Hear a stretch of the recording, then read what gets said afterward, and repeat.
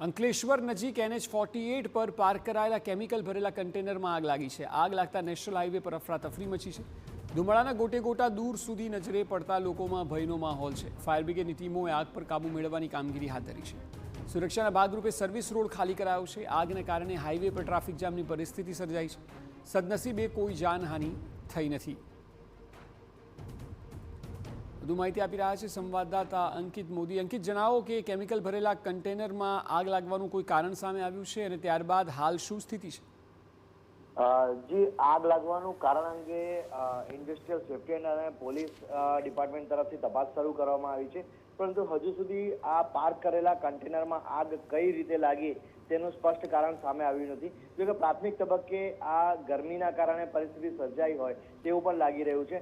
અંકલેશ્વરની જો વાત કરવામાં આવે તો દેશનું સૌથી મોટું કેમિકલ ક્લસ્ટર છે અને કન્ટેનરોમાં વિદેશ સુધી કેમિકલો એક્સપોર્ટ થતા હોય છે। આ કન્ટેનર પર ક્યાંક પોર્ટ તરફ જતું હોવાની માહિતી મળી રહી છે, જે નેશનલ હાઈવેના સર્વિસ રોડ ઉપર પાર્ક કરવામાં આવ્યું હતું, જેમાં અચાનક આગ લાગી હતી અને તેને કાબૂમાં મેળવવા ફાયર બ્રિગેડની મદદ લેવામાં આવી હતી।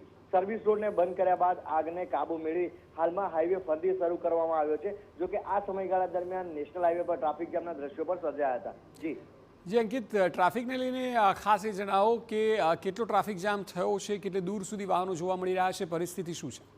જી, જે તે સમયે ઘટના બની ત્યારે ખૂબ જ ટ્રાફિકની સમસ્યા જોવા મળી હતી।